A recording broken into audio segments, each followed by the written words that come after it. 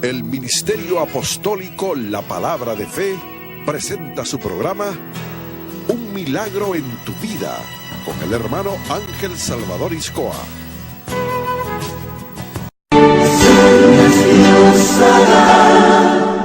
Donde piensas que no hay, Él obra en maneras que no podemos entender.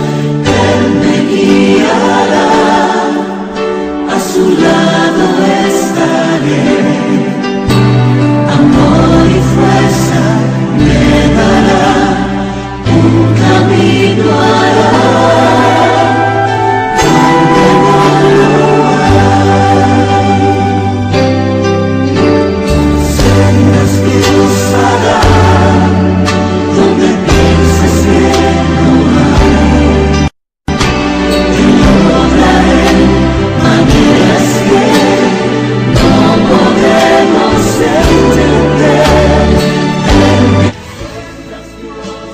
Aleluya. Tu nombre. Saraí, ¿Qué traía Saraí? tema del vientre, y me tocaba y sentí una pelota y se me meneaba. Ayer me hice una prueba de embarazo y salió negativa y me mentiraba y me pegó un dolor en la espalda. Me acaba de llegar y hoy que oraron por mí, ya no siento la pelota ni me metía nada. ¡Gloria a Dios! ¡Aleluya! ¿De qué te sanó el Señor?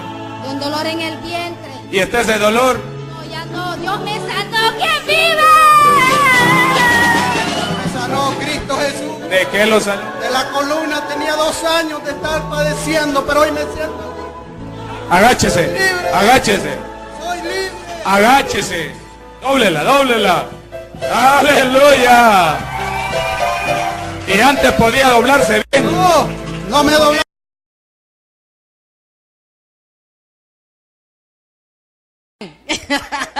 Está el pastor Salvador Iscoa juntamente con su esposa hasta hoy.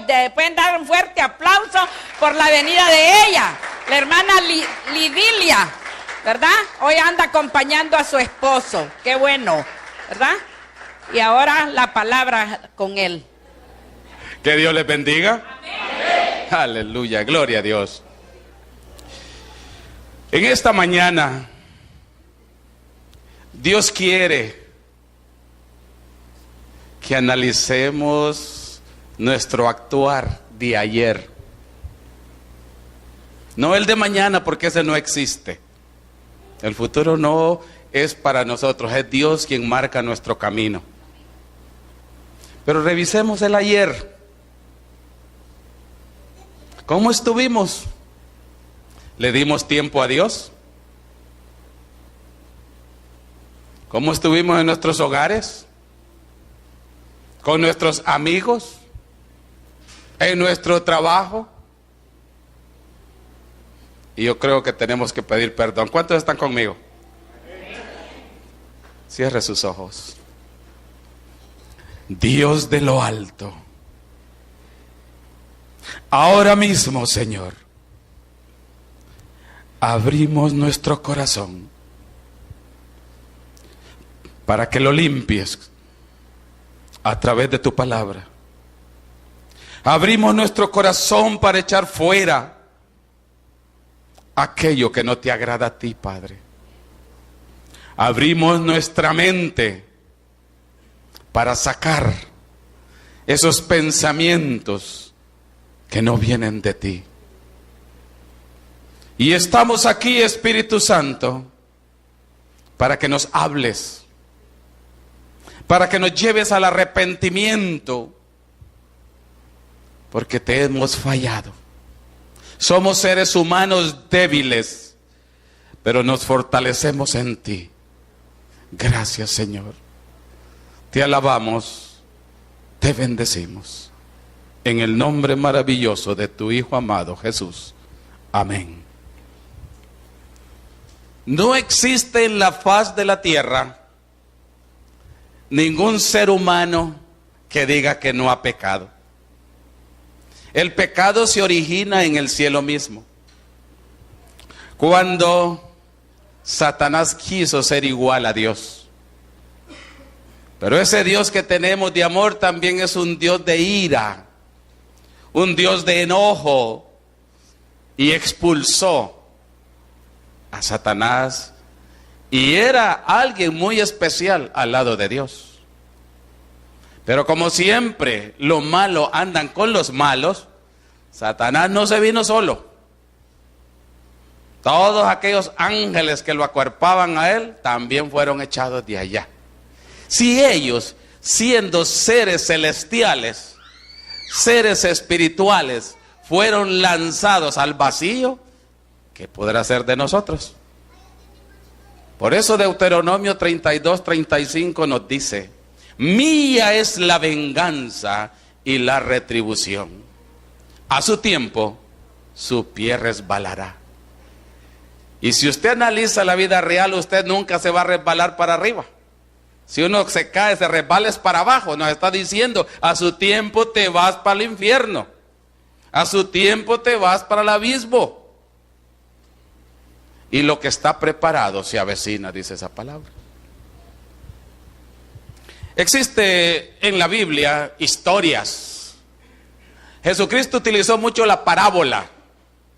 Y la parábola es una figura literaria que le permitía a Jesús dar un mensaje, como cuando decimos, se lo digo a Juan para que lo entienda Pedro. Bien bonitos esos mensajes, parábolas. Y hoy nos vamos a centrar en la parábola del hijo pródigo. ¿Cuántos de nosotros en nuestros hogares tenemos hijos pródigos? Aquellos que se apartan de la obediencia de papá y de mamá. Y en el mundo cristiano también habemos hijos pródigos, que las cosas del mundo nos alan y nos llevan a la perdición. Eso lo conocemos como descarriados, aunque algunos dicen descarrilados, como si fuéramos trenes, ¿verdad? Pero la verdad es que, aunque diga descarrilado, es que se fue, se apartó. Y vea usted, abra su Biblia en el libro de San Lucas, capítulo 15 y el verso 10. Eso es lo que va a suceder esta mañana aquí. Lo declaramos en el nombre maravilloso de Cristo Jesús. En el libro de Lucas, en el Nuevo Testamento, el capítulo 15, verso 10. Todos sabemos que en el cielo hay fiesta cuando nos arrepentimos. Lucas 15:10 dice: y así os digo, hablando Jesús, y así os digo que hay gozo delante de los ángeles de Dios por un pecador que se arrepiente. ¿Cuántos están dispuestos a arrepentirse esta mañana? Amén. Yo soy el primero. Arrepentirnos, porque si hay gozo en el cielo, cuando nuestro corazón lo abrimos y exponemos a Dios ese mal andar en su camino, Él se siente feliz, porque eso nos lleva hacia la vida eterna. Y recuerda el Salmo 101, verso 6, que nos dice, bien claro, dice: mis ojos pondré en los fieles de la tierra para que estén conmigo. En los fieles de la tierra para que estén conmigo, tanto en estos momentos que lo necesitamos, como también el día que tengamos que partir o que Él venga. Y lo voy a repetir una vez más porque es impresionante esta palabra. Así os digo que hay gozo delante de los ángeles de Dios por un pecador que se arrepiente. Continuando los siguientes versículos, también dijo, hablando ya de la parábola del hijo pródigo: un hombre tenía 2 hijos. Y el menor de ellos dijo a su padre: dame la parte de los bienes que me corresponde. Y le repartió los bienes. No muchos días después, juntándolo todo, el hijo menor se fue lejos a una provincia apartada. Y ahí desperdició sus bienes viviendo perdidamente. Y cuando todo lo hubo malgastado, vino una gran hambre en aquella provincia y comenzó a faltarle.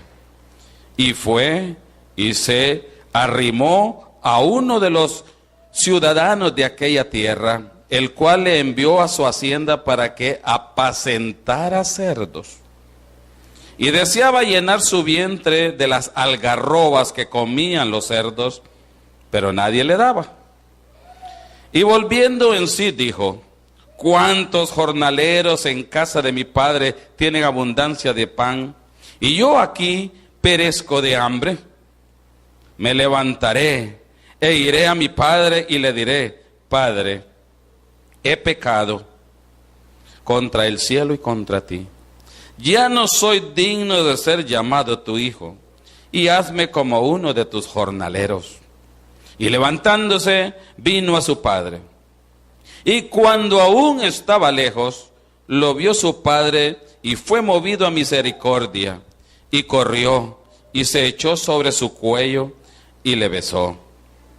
Y el hijo le dijo: Padre, he pecado contra el cielo y contra ti, y ya no soy digno de ser llamado tu hijo.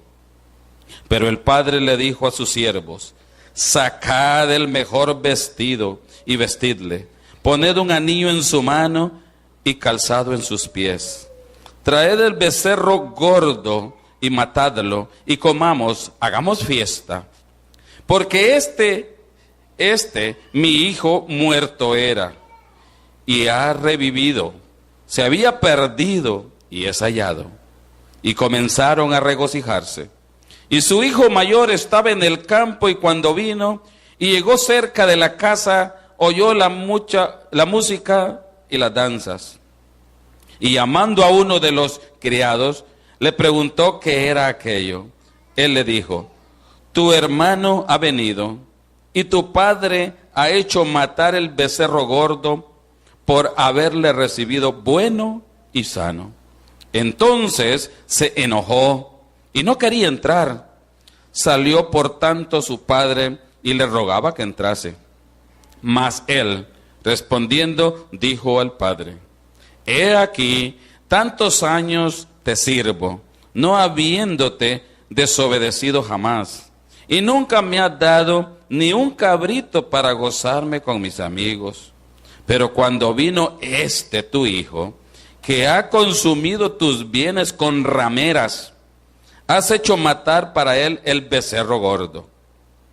Y entonces le dijo: hijo, tú siempre has estado conmigo, y todas mis cosas son tuyas. Mas era necesario hacer fiesta y regocijarnos, porque tu hermano era muerto, y ha revivido, se había perdido, y es hallado. Esta parábola nos enseña cómo nosotros, aún andando en el camino de Dios, no aprovechamos las bendiciones de Dios. Pero vamos a hacer un análisis y espero que vayamos interpretándolo, porque muchos de nosotros somos ese hijo pródigo, aunque vengamos a la iglesia. Esta parábola presenta dos aspectos descendentes. Él, después de estar bien con su padre, tener todo, se fue para abajo. Pero vino un día y se arrepintió, y comienza el ascenso, que es lo que vamos a hacer esta mañana. En el verso 11 que iniciamos, también dijo: un hombre tenía 2 hijos. Veamos primero los pasos descendentes, los pasos que nos hacen ir hacia abajo.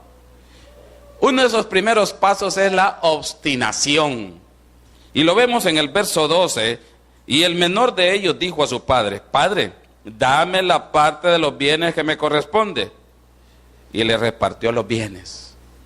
Somos obstinados con las cosas materiales. Y no somos capaces de ser buenos mayordomos, como dice la Biblia. O sea, buenos administradores de lo que Dios nos ha dado. Por eso muchos de nosotros vivimos emproblemados. Y este hijo pidió su herencia. Y el padre no se la negó, se la dio. Pero ¿qué pasa posteriormente de la obstinación? Por ser egoísta. Ahí vemos el egoísmo y la sensualidad. El egoísmo pensó solo en él. No pensó ni siquiera en su futuro. No pensó en el daño que le estaba haciendo a la familia. No pensó nada más que en él y en la sensualidad, es decir, en todo aquello que rodea el mundo y que le atrae.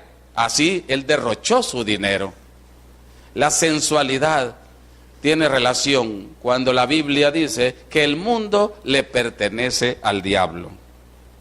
En este paso de descendencia hubo una destrucción espiritual manifiesta en él, que se expresa en el capítulo 14. El 13 decíamos egoísmo, lo vamos a leer el 13 y la sensualidad en el 13. No muchos días después, juntándolo todo, el hijo menor se fue lejos a una provincia apartada y ahí desperdició sus bienes viviendo perdidamente. Es lo que yo les estaba manifestando, que él se fue y gastó, como decimos nosotros en nuestro lenguaje, a diestra y siniestra, a lo loco, sin necesidades. Desperdició su dinero, su riqueza y quedó en nada. Luego la destrucción espiritual desciende más todavía en el verso 14. Y cuando todo lo hubo malgastado, vino una gran hambre en aquella provincia y comenzó a faltarle. ¿Es previsor usted? Él no previó nada. Sin embargo, llegó al estado de la calamidad. ¿Por qué? Porque perdió esa relación con Dios. ¿Y cuántos de ustedes, cuando andan verdaderamente en el camino de Dios, reciben cuando usted ora? Pero recuerde que la oración está a la disposición de todos, pero para que Dios oiga, debemos de andar en la obediencia de la palabra de Dios. En el Salmo 34:15 nos dice: los ojos de Jehová están sobre los justos y atentos sus oídos al clamor de ellos. No dice del cristiano común y corriente. Cristiano común y corriente somos todos los que hemos recibido a Cristo. Justo es aquel que se esmera por agradarlo a Él a través de la palabra. Y entonces repito 34:15, Salmo. Dice Jesús que sus ojos están sobre los cristianos justos, o sea, que se esmeran por obedecer. Y atento sus oídos al clamor de ellos. Pero este hombre, este hijo menor, había descendido también en la parte espiritual. Había perdido la fe. Y nosotros venimos a la iglesia y también hemos perdido la fe. ¿Por qué? Porque un problema nos tira al suelo. Les quita el sueño, les quita el hambre. ¿Dónde está esa fe? La fe, dice en el libro de Hebreos, es la certeza, la seguridad de tener aquello que no vemos. La Biblia dice que el cristiano ya no vive por lo que vemos, sino por fe. No es fácil, pero hay que ejercitarlo. Y eso solo lo va a lograr usted sometiéndose a la palabra de Dios y soportando las pruebas de Dios sin renegar. Porque cuando reniega no está agradando a Dios. Tenemos en Deuteronomio 8:2, ya nos aclara que vamos a estar en dificultades. Deuteronomio 8:2 dice: y te acordarás de todo el camino por donde te ha traído Jehová tu Dios estos 40 años en el desierto para afligirte. Es plan de Dios meternos en la aflicción para que acreciente nuestra fe. Pero luego dice para afligirte, para probarte. Nos está probando qué es lo que hay en tu corazón, si habías de guardar o no mis mandamientos. Los que hemos aprendido a soportar las pruebas, por muy duras que sean, siempre alcanzamos un grado más de fe. Y nadie, absolutamente nadie, va a quedar exento de este plan de Dios de someternos continuamente, oiga bien, someternos continuamente a pruebas. Pero la Biblia nos está diciendo que nunca, jamás nos va a poner una prueba que no podamos soportar. Pero este hombre había descendido, había destruido todo su relación espiritual, como muchos de nosotros aquí. Nos alejamos de la iglesia. No venimos a la iglesia, no leemos la palabra, no compartimos. Es más, estamos en la iglesia y ni siquiera disfrutamos de ese momento maravilloso de adoración y de alabanza. Y qué rico cuando a uno le salen esas lagrimitas. Es que uno siente, yo no sé, yo siento un gozo que no lo puedo explicar. Son cosas muy especiales. Y note usted que la adoración y la alabanza no es para nosotros. Es para el Señor, pero cuando Él mira sus corazones dispuestos, le regresa también a uno y lo disfruta.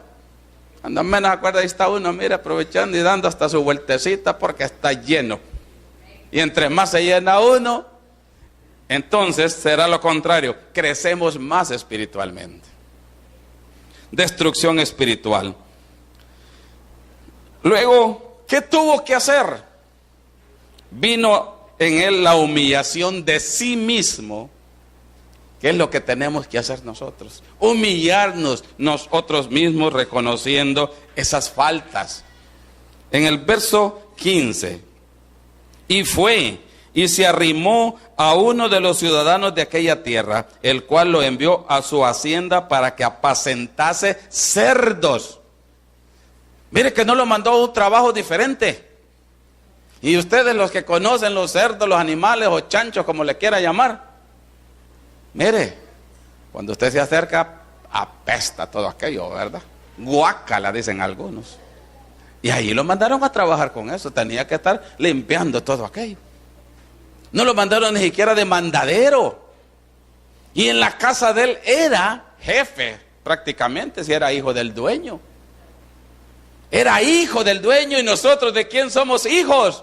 Del dueño del oro y de la plata. ¡Aleluya! Pero vivimos como por dioseros. Vivimos igual a este hijo pródigo, que hay que andar mendigando, hay que andar pidiendo, siendo hijos del Rey Todopoderoso. Y yo cuando escucho esos testimonios, lo que Dios está haciendo en la vida de un creyente, fíjate que no es de un cristiano, que es muy diferente, es aquel cristiano que le ha creído a Dios. Y cuando vemos cómo está trabajando en esa vida de esa persona, yo me gozo. Busque usted verdaderamente de Dios y verá cómo Dios no viene a resolverle sus problemas. Es usted el que tiene que resolver sus problemas, pero con la ayuda de Dios. Pero tenemos cristianos que quieren resolver sus problemas con su inteligencia. Quiere resolver sus problemas con el dinero que tiene. Ahí no hay nada. Usted puede ser acabado y pelado, como usted quiera llamarle, pero si tiene a Dios, lo tiene todo. Lo tiene todo. Y este hombre, habiéndolo tenido todo, lo malgastó, lo botó. Usted no deseche la presencia del Espíritu Santo en su vida. No deseche la presencia del Espíritu Santo en su hogar, en su trabajo, en su vida plena. Humillación de sí mismo. Y fue y se arrimó a uno de los ciudadanos después de haberlo tenido todo. Imagínense, después de haberlo tenido todo. Dios no quiere que seamos así. En Jeremías 29:11 nos dice, porque yo sé los pensamientos que tengo acerca de vosotros, que son pensamientos de paz y no de mal. Y cuando dice pensamientos de paz, ¿cuándo tenemos paz nosotros? Cuando tenemos todo. Aunque no lo veamos, porque vivimos por fe y no por vista, como dice la palabra. ¿Qué le vino después? El hambre. En el verso 16. Y deseaba llenar su vientre de las algarrobas que comían los cerdos. Pero, mire usted, ni eso le daban. Alimento de cerdo, alimento de chancho. Y ni eso podía conseguir. Por eso mucho cristiano no consigue nada con Dios, porque realmente no llevamos una vida en obediencia, en santidad con Él. Muchos cristianos no reciben de Dios, la Biblia dice, porque no sabe pedir. A veces pide para malinvertir, malgastar. Muchos cristianos no reciben de Dios simple y sencillamente porque se ha convertido en un hijo pródigo. Se ha apartado del camino de Dios. Veamos ahora qué es lo que pasa con este hijo pródigo y qué es lo que ha de pasar esta mañana con muchos de nosotros aquí. Y ahora aquellos eran los pasos, vimos, de degradación, de descendencia, de alguien que lo tenía todo porque estaba con el Padre, y de alguien cristiano que tenía todo por estar con el Padre Celestial. No fue el Padre que abandonó al Hijo, Él nunca abandona, fue el Hijo que abandonó al Padre. Y muchos de nosotros decimos, es que Dios ya se olvidó de mí. Dios no se olvida de uno. Nosotros nos olvidamos de Él. Veamos ahora al revés, los pasos ascendentes. Hay que darle vuelta a la moneda. Lo primero que hizo este hijo pródigo fue el reconocimiento de su falta. En el verso 17, ustedes van viendo que verso por verso se los voy dando en explicación. Y volviendo en sí dijo, ¿cuántos jornaleros en casa de mi padre tienen abundancia de pan y yo aquí perezco de hambre? Si usted nota, ahí está entre signos de admiración. Significa mucho. Estaba sorprendido por lo que estaba pasando. Él ni siquiera se imaginó lo que le iba a suceder por apartarse de su padre. Usted muchas veces no sabe hacia dónde va por apartarse de Dios. Y es donde viene Dios, y muchas veces, como no queremos con la palabra que se les predica, viene y comienza y da golpes duros, golpes fuertes, hasta llegar a lo que es muchas veces la muerte de un familiar. Ha habido muchos casos de esos. Y con esa muerte comenzaron a reflexionar, incluso la familia a unirse. ¿Cuántos han tenido que pagar el precio de estar presos en una cárcel? Y tal vez de hogares respetables, pero se apartaron de ese camino de Dios, y estando en la cárcel conocieron a Dios. Conozco algunos que ahora son pastores, pero si usted les pregunta, estuvieron presos, tuvieron que pagar el precio en ese sentido. Y Dios les habla con toda ternura esta mañana a usted. Dios les habla con todo amor, y no queremos entender. Aquí está el arrepentimiento. Yo espero que usted, por eso iniciamos con una oración, entregándole nuestro corazón abierto para que Dios limpie, pero es usted el que tiene que tomar la iniciativa. Una vez que él reconoció, tomó una resolución. Y por eso preguntaba yo, ¿está dispuesto hoy usted a arrepentirse? ¿Y qué le hizo este hombre en el verso 18? Y dijo, me levantaré e iré a mi padre y le diré, Padre, he pecado contra el cielo y contra ti. Tomó una decisión, una resolución. Levántese usted esta mañana. Levántese y dígale a Dios, Padre, aquí estoy. He pecado contra ti. He pecado en mi corazón. He pecado en mi mente. Y he pecado porque he sido indiferente contigo. Porque la indiferencia para con Dios es un pecado también para Dios. Y vemos el arrepentimiento en el verso 19. Tomó la decisión de arrepentirse. Pero en el verso 19 está la acción del arrepentimiento. Ya no soy digno de ser llamado tu hijo. Hazme como a uno de tus jornaleros. Mire todos los pasos. Reconoce que pecó. Toma la decisión de levantarse hoy. Porque recuerde, no importa el pecado que hayamos cometido. Porque Dios no puede rechazar al que Él viene. Él dice, yo no le echo fuera. El que viene a mí, yo no le echo fuera. No se ponga a pensar, es que lo que yo hice. No, piense hoy en que hoy puede ser un día de victoria para usted, arrepintiéndose verdaderamente, confesando a usted su pecado para con Dios. Yo no soy digno de ser llamado tu hijo. Hazme como uno de tus jornaleros. O sea, no quería ni siquiera el lugar que había tenido antes. Con solo el perdón, ya somos más que vencedores en Cristo Jesús. Tomó la resolución, se arrepintió y luego regresó donde el Padre. ¿Y usted está dispuesto a regresar al Padre esta mañana? ¿Está dispuesto a regresar al Padre esta mañana? Entonces tome la decisión y arrepiéntase y regrese, porque Él está con los brazos abiertos. Recuerde cuando iniciamos el verso 10 que hay fiesta en el cielo por un pecador arrepentido. El regreso, verso 20. Y levantándose vino a su padre. Pero vea usted qué maravilloso lo que sigue. Y cuando aún estaba lejos, lo vio su padre. Dios Padre lo está viendo ahorita a usted. Jesucristo lo está viendo. El Espíritu Santo está aquí con usted. Y dijo, el verso 20, levantándose vino a su padre, y cuando aún estaba lejos lo vio su padre, y fue movido a misericordia, y corrió, y se echó sobre su cuello y le besó.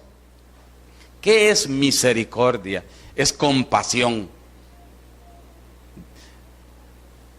El salmista David, en el 51:17, que dice que Dios no puede rechazar un corazón contrito y humillado. Contrito quiere decir totalmente arrepentido. En el diccionario, contrito quiere decir talco, polvo. Nos está enseñando totalmente molido, arrepentido. Él no lo puede rechazar. Y repetimos, movido a misericordia. Y corrió. ¿Quién fue el que corrió? No fue el Hijo, fue el Padre.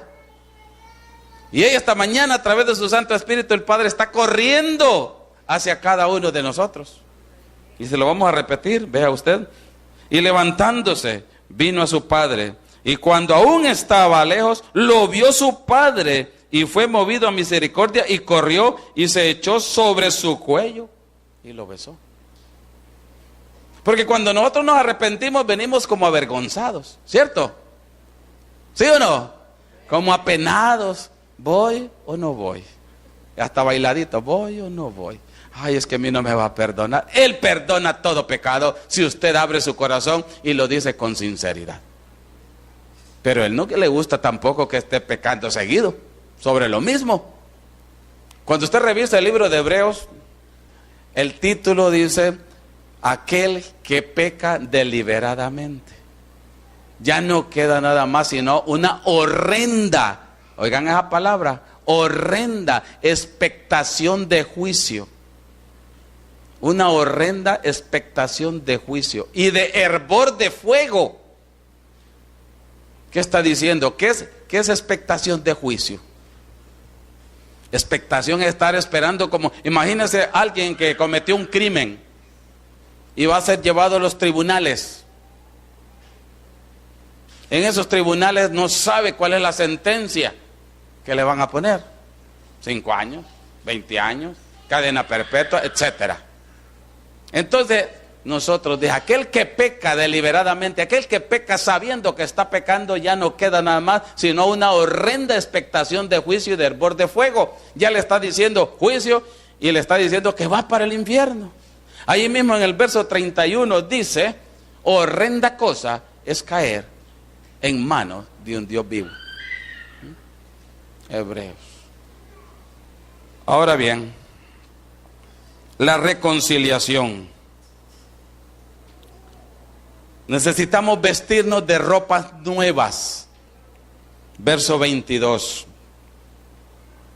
En el verso 22. Pero el padre dijo a sus siervos: sacad el mejor vestido y vestidle, y poned un anillo en su mano y calzado en sus pies. Eso es lo que hace el Señor. Cuando dice ropa nueva, es nuestro corazón queda limpio. Hemos sido vestidos con vestiduras blancas. El anillo tiene su significado, que ya lo vamos a explicar más adelante. Viene el regocijo en el verso 23. Y traed el becerro gordo y matadlo. Cuando Dios hace algo, no lo va a hacer con cosas inservibles. Da lo mejor de sí, da lo mejor de su reino, porque dio a su Hijo Cristo, que murió en la cruz, su Hijo único, su primogénito. Y hagamos fiesta, porque mi hijo muerto era. Y algunos han de decir: pero si es que está vivo, está hablando, ya vino. No, muerto espiritualmente. Muerto, la segunda muerte, que es para el infierno. Pero él había regresado a través del arrepentimiento y de la acción de volver hacia el Padre. Y ha revivido. Se había perdido y es hallado. Y comenzaron a regocijarse. En el verso 25 en adelante, veamos la actitud del hijo mayor, del hermano del hijo pródigo. Y eso aquí en la iglesia se da. Y su hijo mayor estaba en el campo. Y cuando vino, llegó cerca de la casa, oyó la música y las danzas. Y llamando a uno de los criados le preguntó qué era aquello. Él le dijo: tu hermano ha venido, y tu padre ha hecho matar el becerro gordo por haberle recibido bueno y sano. Entonces se enojó y no quería entrar. Salió por tanto su padre y le rogaba que entrase. Mas él, respondiendo al padre: he aquí, tantos años te sirvo, no habiéndote desobedecido jamás, y nunca me has dado ni un cabrito para gozarme con mis amigos. Por cuanto vino imagine qué despectivo, tu hijo, que ha consumado tus bienes con ramera, has hecho matar para él el becerro gordo. Y entonces le dijo: hijo, tú siempre estás conmigo, y todas mis cosas son tuyas. Mas era necesario hacer fiesta y regocijarnos, porque tu hermano era muerto y ha revivido, se había perdido y es hallado. Con la ropa, limpio corazón.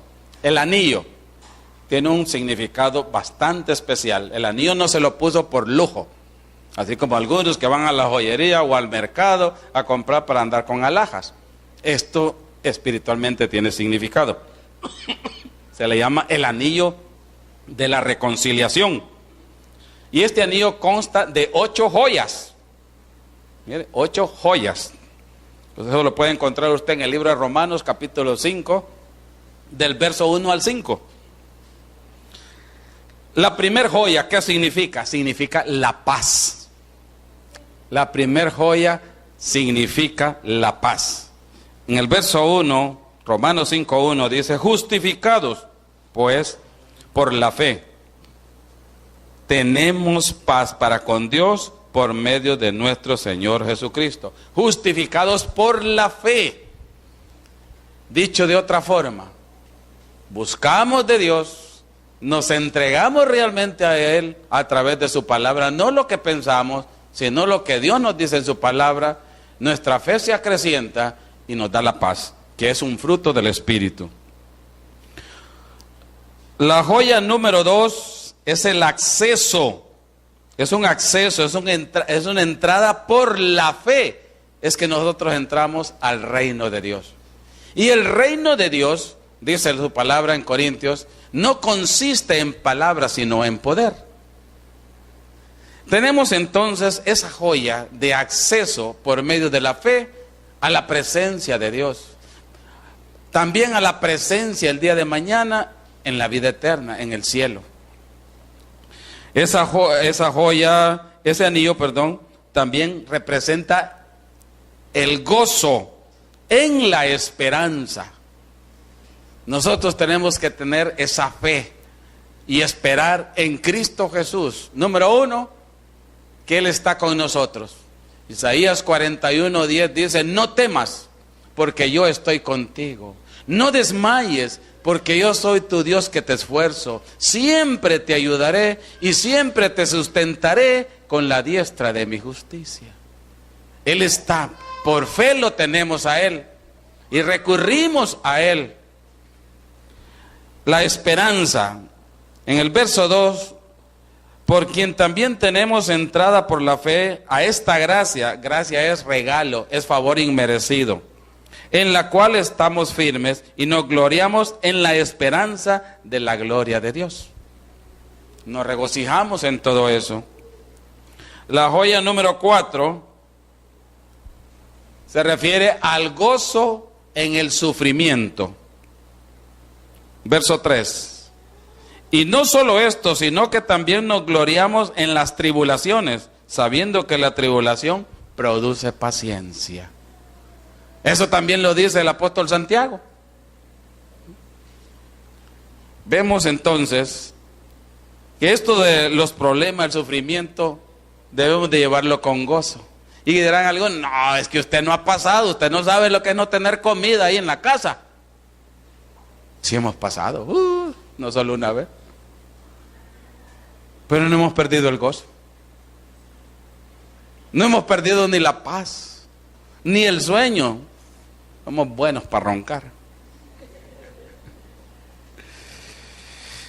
La joya número 5 se refiere al carácter. La joya número 6 a la perseverancia. Romanos también el verso 4. Y la paciencia, prueba, y la prueba, esperanza. Eso es lo que dice el apóstol Pablo. En el verso 4, la paciencia la vamos a tener a través de ser ejercitados con los problemas diarios. Y hay problemas, hermanos, que le van a durar años.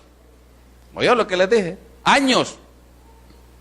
Harán otros que tal vez un mediodía, una semana, depende de lo que Dios quiera hacer en uno. Así depende. Y cuando lo topa uno por años, agárrese, pero gócese al mismo tiempo, porque eso produce paciencia. La prueba nos va a dar la esperanza de estar con Cristo el día de mañana. La joya número 7, entonces, es la esperanza. Y la número 8, el amor. En el verso 5, y la esperanza no avergüenza, porque el amor de Dios ha sido derramado en nuestros corazones por el Espíritu Santo que nos fue dado.